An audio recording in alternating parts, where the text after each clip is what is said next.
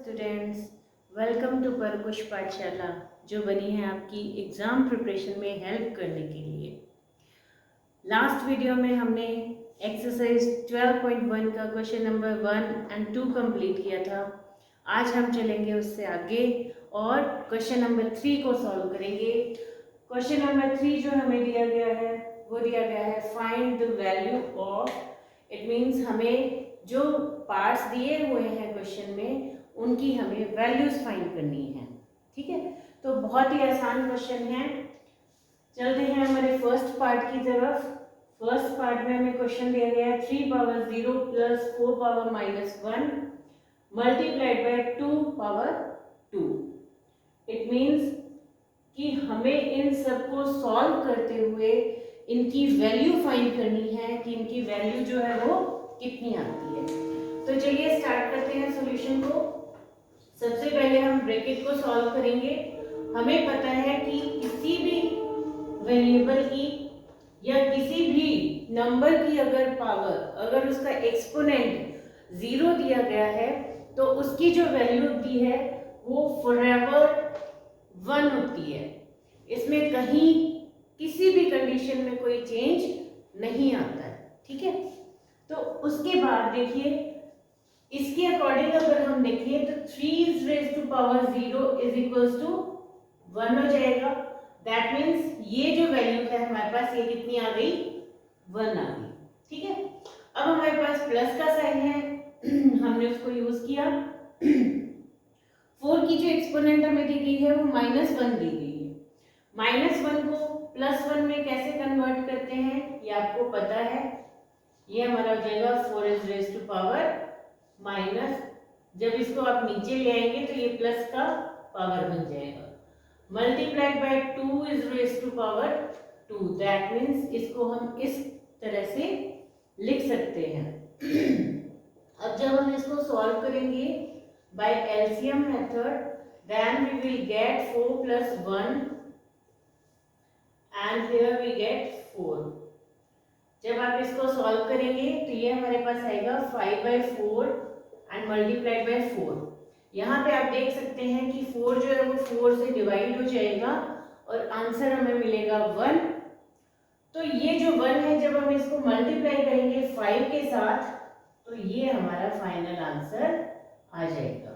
ठीक है, तो इस तरह से आपने देखा कि जो हमारे लॉज ऑफ एक्सपोनेंट थे उनको यूज करते हुए हमने इजीली इन क्वेश्चंस की वैल्यू फाइंड कर ली है। ये हमारा फर्स्ट पार्ट सॉल्व हो गया। अब हम चलते हैं अपने क्वेश्चन नंबर 3 के पार्ट नंबर 2 की तरफ। यहाँ आप देख सकते हैं हमारे पास ब्रैकेट है। सबसे पहले हम इस ब्रैकेट को सॉल्व करेंगे तो a पावर -m है, जब हम इसको प्लस m में चेंज करेंगे तो ये इस तरह से लिखा जाएगा। मल्टीप्लाई करना है तो इसको भी हमने पॉजिटिव एक्सपोनेंट में चेंज कर दिया और बाहर जो हमें डिवाइड के साथ दिया गया है ये दिया गया है 2 इज रेज टू पावर -2। जब हम इसको सॉल्व करेंगे इस तरह से पॉजिटिव एक्सपोनेंट में ये चेंज हो गया। अब हम इसको फर्दर सॉल्व कर लेते हैं। न्यूमरेटर जो है वो न्यूमरेटर से मल्टीप्लिकेशन में आ जाएगा और डिनोमिनेटर्स जो है वो डिनोमिनेटर से मल्टीप्लाई हो जाएगा। 1 multiplied by 1 is equals to 1, 2 multiplied by 4 is equals to 8। और यहाँ पर अगर हम इसको सॉल्व करते हैं तो यहाँ पर ये हमें मिलता है 1/4। ठीक है, अब क्या करेंगे, ये देखिए डिवाइड है। हम जानते हैं कि जब भी हम रैशनल नंबर्स को डिवाइड करते हैं इट मीन्स उसको मल्टीप्लाई करके जो बाद वाला नंबर है उसको उल्टा कर देते हैं 4/1।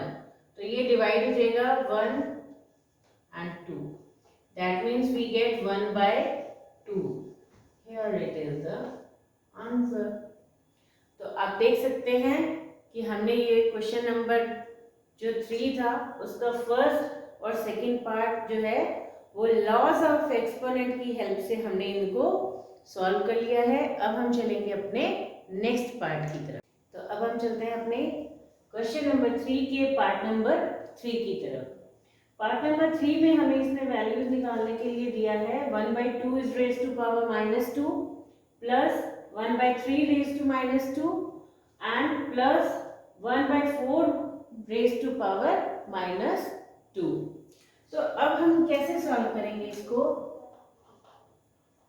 एज यू नो, यहाँ पर पावर हमारे पास माइनस में है, एक्सपोनेंट जो है वो नेगेटिव इंटीजर दिया गया है।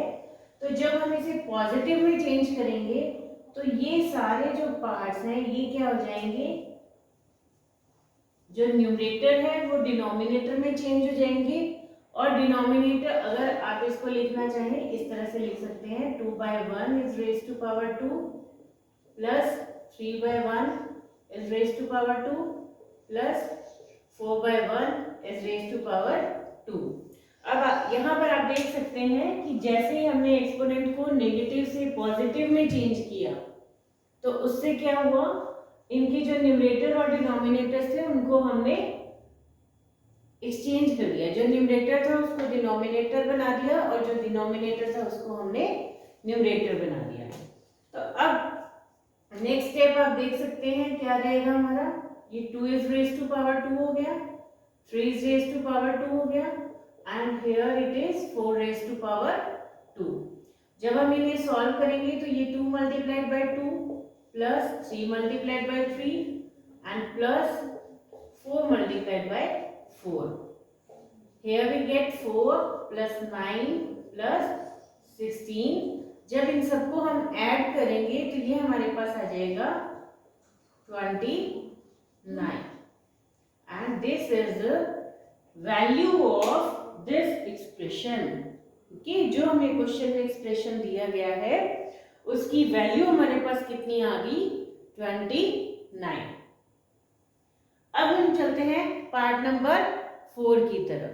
ठीक है, पार्ट नंबर 4 में भी हमें यही दिया गया है। देखिए, जब आप इसको पॉजिटिव में चेंज करेंगे 1/3 प्लस 1/4 प्लस 1/5 और होल रेज टू पावर 0।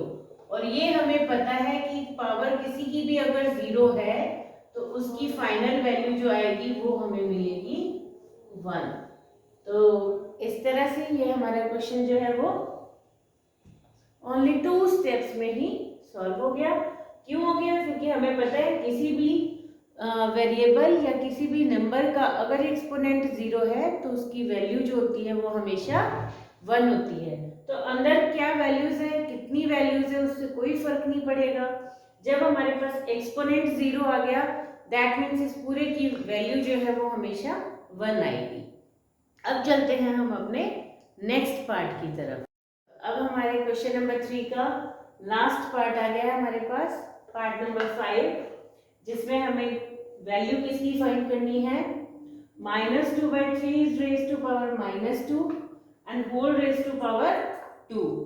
इसकी जब हमें वैल्यू फाइंड करनी है तो हम क्या करेंगे, सबसे पहले हमारा जो लॉ ऑफ एक्सपोनेंट है a power m whole raise to power n is equals to a exponent हो जाएगी मल्टीप्लाई। तो हम इस लॉ का यहाँ पर यूज करेंगे। -2/3 इज रेज टू पावर -2 है और होल रेज टू पावर 2 है, तो ये दोनों आपस में मल्टीप्लाई हो जाएंगे। Then it will be -2 divided by 3 and raise to power -4। जब हम इसको पावर 4 तक रेज करेंगे, लेकिन हमारे पास ये क्या है, नेगेटिव इंटीजर दिया गया है। अब हम इसको पहले पॉजिटिव में चेंज करेंगे, तो उसके लिए क्या करना है, हमें न्यूमरेटर को डिनोमिनेटर में ले जाना है और डिनोमिनेटर को न्यूमरेटर में ले जाना है। ठीक है, तो ये हमारा हो जाएगा 3/-2 रेज टू पावर 4। अब आप क्या कर सकते हैं, यहाँ पर हम इस लॉ का यूज कर सकते हैं। जब इसकी पावर होल m है तो ये जो पावर है ये m की भी एक्सपोनेंट है और ये b की भी एक्सपोनेंट है। जब हम इसका यूज करेंगे तो यहाँ पे हमारे पास आ जाएगा 3 is raise to power 4 divided by -2 raise to power 4। Then it will be 3 multiplied by 3 multiplied by 3 and multiplied by 3। Same -2 को भी हम 4 टाइम्स मल्टीप्लाई करेंगे तो ये हमारा 4 टाइम्स -2 भी मल्टीप्लाई हो गया। जब आप इनको सॉल्व करेंगे 3 3 जा 9, 3 3 जा 9 and 9 multiplied by 9 is equals to 81. Same here, 2 multiplied by 2 is equals to 4, 4 2 जा 8 and 8 2 जा 16. अब जो देखिए माइनस हमें दिया गया है वो 4 टाइम्स मल्टीप्लाई हो रहा है, दैट्स मीन कि इसका जो एक्सपोनेंट है वो एक इवन नंबर है। जब भी किसी नेगेटिव इंटीजर का एक्सपोनेंट इवन नंबर होता है तो उसका आंसर जो है वो हमेशा पॉजिटिव नंबर आता है। तो इसलिए हमारा जो आंसर है वो आएगा 81/16। तो ये हमारा क्वेश्चन नंबर जो 3 है वो यहाँ पर कंप्लीट हो गया है। अब हम चलेंगे अपने क्वेश्चन नंबर 4 की तरफ। तो अब हम चलेंगे अपने क्वेश्चन नंबर 4 की तरफ। क्वेश्चन नंबर 4 हमें बोल रहा है evaluate, first part is 8 is raised to power -1 multiplied by 5 is raised to power 3 divided by 2 raised to power -4। इसी तरह से हमें यहाँ पे एक सेकंड पार्ट भी दिया गया है। पहले हम सॉल्व कर लेते हैं अपने फर्स्ट पार्ट को। हमारे फर्स्ट पार्ट का सॉल्यूशन देखिए, यहाँ पर हमारे पास है 8, तो हम क्या करेंगे 8 को 2 multiplied by 2 multiplied by 2, 2 2 जा 4, 4 2 जा 8, इसमें हमने चेंज कर लिया। अब हमारे पास 5 है जो ये किसी भी उसमें डिवाइड नहीं होता, ठीक है, तो हम इसको इस तरह से भी लिख सकते हैं। अब यहाँ पर हमारे पास क्या है 2 is raised to power -4, ये है -4, ठीक है।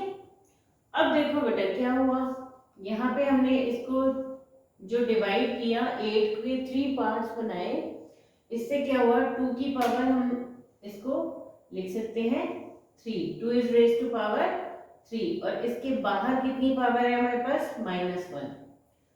यहाँ पे हमारे पास 5 की पावर है 3, यहाँ पर जब हम आए ये आ गया हमारा 2 is raised to power -4। अब हम इसको आगे देखो, यहाँ पर हमारे पास जो ये वैल्यू दी गई है इसमें हमारे पास a is raised to power m whole raised to power n is equals to a power m multiplied by n। ये जो फॉर्मूला है, ये जो हमारा लॉ ऑफ एक्सपोनेंट है, ये यहाँ पर वर्क कर सकता है, ठीक है। तो हम इसका वर्क करेंगे, यहाँ पे इसको अप्लाई कर देंगे तो 3 multiplied by -1, यहाँ पर 5 जो है वो है 3 एक्सपोनेंट के साथ और जो 2 है वो है -4 एक्सपोनेंट के साथ। जब इसको मल्टीप्लाई करेंगे तो 2 is raised to power -3 हो जाएगा, 5 is raised to power 3 divided by 2 is raised to power -4। अब आप इनको चाहे तो उल्टा भी कर सकते हैं, पॉजिटिव एक्सपोनेंट में चेंज कर सकते हैं। तो उससे क्या होगा 2 की जो एक्सपोनेंट 4 है, जब इसको पॉजिटिव में चेंज करेंगे तो ये ऊपर आ जाएगा न्यूमरेटर में, और जो 2 विद एक्सपोनेंट 3 है वो डिनोमिनेटर में चला जाएगा। अब देखिए यहाँ पर हम क्या कर सकते हैं, यहाँ पर हम इस पे लॉ लगा सकते हैं एक्सपोनेंट का। कौन सा? जब सेम बेस डिवाइड हो रहा है तो हम उसको m minus n लिख सकते हैं multiplied by 5 is raised to power 3। जब इसको सॉल्व करेंगे तो यह आ जाएगा 2, पावर 1 बचेगी, एक्सपोनेंट जो है वो 4 minus 3 is equals to 1 हो जाएगा। दैट्स वाई हम इसको ओनली 2 लिख सकते हैं, multiplied by 5 multiplied bye 5 multiplied bye 5। जब हम इसको मल्टीप्लाई करेंगे 5 5 जा 25, 25 5 जा 125 and 125 2 ja 250। That's why we got the value 250 for the expression 8 is raised to power -1 multiplied by 5 raised to power 3 divided by 2 is raised to power -4। तो इस तरह से हमारा ये क्वेश्चन जो है सॉल्व हो गया। अब चलते हैं सेकेंड पार्ट की तरफ, इसका सॉल्यूशन फाइंड करते हैं, इवैल्यूएट करते हैं इसको। यहाँ पर आप देख सकते हैं कि हमारे पास जो पावर्स है, जो एक्सपोनेंट है वो सेम है, लेकिन जो बेस है वो दोनों डिफरेंट है। तो हमने लॉ ऑफ एक्सपोनेंट पढ़ा है ए एंड बी। जब दोनों की एक्सपोनेंट m है तो उस कंडीशन में हम a और b को मल्टीप्लाई कर देते हैं और उसकी होल पावर जो है वो m आ जाती है। ठीक है, तो इसको जब हम इस लॉ को, इस एक्सपोनेंट के लॉ को यूज करते हुए जब हम इसको सॉल्व करेंगे तो ये हमारे पास हो जाएगा 5 multiplied by 2 raise to power -1 multiplied by 6 raise to power -1। ये हमारा हो गया 10 raise to power -1 multiplied by 6 raise to power -1। अब यहाँ पे आप देख सकते हैं फिर से यही लॉ ऑफ एक्सपोनेंट वर्क कर रहा है, इसे अप्लाई कर देंगे यहाँ पे। तो 10 multiplied by 6 and whole raise to power -1, ये हो गया हमारा 60 रेज टू पावर -1।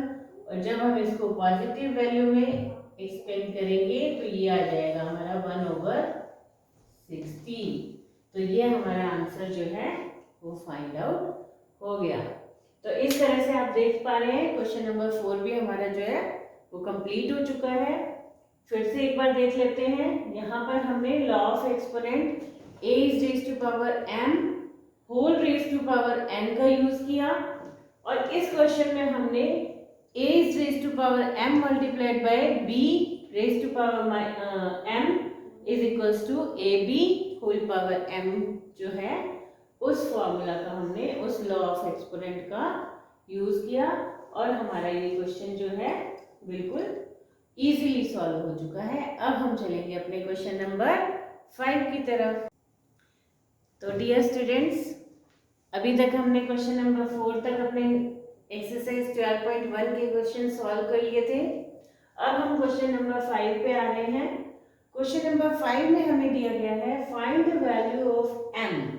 m की हमें वैल्यू फाइंड करनी है फॉर विच, जिसके लिए 5 is raised to power m divided by 5 raised to power -3 is equals to 5 is raised to power 5। तो इस तरह के क्वेश्चंस में हम क्या करेंगे, इस तरह के क्वेश्चंस में बहुत ही इजी है। जो हम अभी तक करते आए हैं लॉ ऑफ एक्सपोनेंट्स का यूज, वही हमें यहाँ भी करना है। बस थोड़ा सा डिफरेंस आएगा, हमें जो हमने लीनियर इक्वेशंस की थी उसका भी हल्का सा पार्ट हमें यहाँ पे यूज करना पड़ेगा। कैसे, वो अभी हम आपको जब सॉल्यूशन करेंगे साथ के साथ मैं आपको समझाते रहूंगी। देखिए, सबसे पहले हम लिख लेते हैं अपने क्वेश्चन को। ठीक है, हमारा क्वेश्चन क्या कह रहा है कि 5 is raise to power m, जो कि डिवाइड हो रहा है 5 इज रेज टू पावर -3 से, और ये इक्वल किसके आ रहा है, 5 इज रेज टू पावर 5 के। ठीक है, अब हम क्या करेंगे, सबसे पहले इसमें लॉ ऑफ एक्सपोनेंट यूज करेंगे। a power m divided by a power n, m and n divide हो रहे हैं, तो क्या करेंगे, हम उनकी पावर्स को सब्ट्रैक्ट कर देंगे एक्सपोनेंट्स को। तो यहाँ पर क्या हो जाएगा, m सब्ट्रैक्टेड -3, और इक्वल में जो हमारे पास है उसमें हमें कोई छेड़छाड़ नहीं करनी है, उसको जैसा वो है वैसे ही यहाँ पे लाते रहेंगे। ठीक है, अब आगे क्या होगा, देखिए 5 और पावर जो है, जो एक्सपोनेंट है, अब देखिए ये जो माइनस है इस माइनस को क्या कर देगा, प्लस कर देगा। इक्वल में हमारे पास 5 is raise to power 5 already चल रहा है।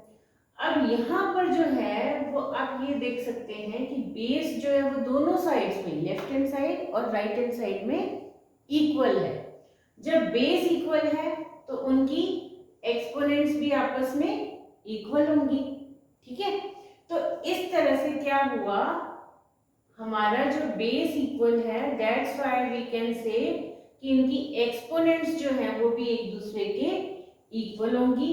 तो यहाँ पे हमारे पास जो एक्सपोनेंट थी वो थी m+3, और इधर जो एक्सपोनेंट दी गई है वो दी गई है 5। तो ये एक इक्वेशन जो सिंपल इक्वेशन है अपनी लीनियर इक्वेशन बन चुकी है। अब हम इसको उसी मेथड से सॉल्व करेंगे, ट्रांसपोर्टेशन करेंगे तो m इज इक्वल्स टू क्या आ जाएगा हमारे पास 5 माइनस 3। ये जो 3 था इसको हमने राइट साइड में ट्रांसपोज कर दिया, यहाँ ये प्लस में था तो राइट साइड में जाकर माइनस का हो गया। m is equals to 2। तो ये हमारा जो है वो आंसर आ गया। हमने m की वैल्यू जो है वो फाइंड आउट कर ली है। बहुत ही आसान क्वेश्चन था ना। यस, ये चैप्टर इसी तरह से हमारे इजीली सारे पूरे हो जाएंगे और आप अच्छे से अपने एग्जाम की प्रिपरेशन कर पाएंगे।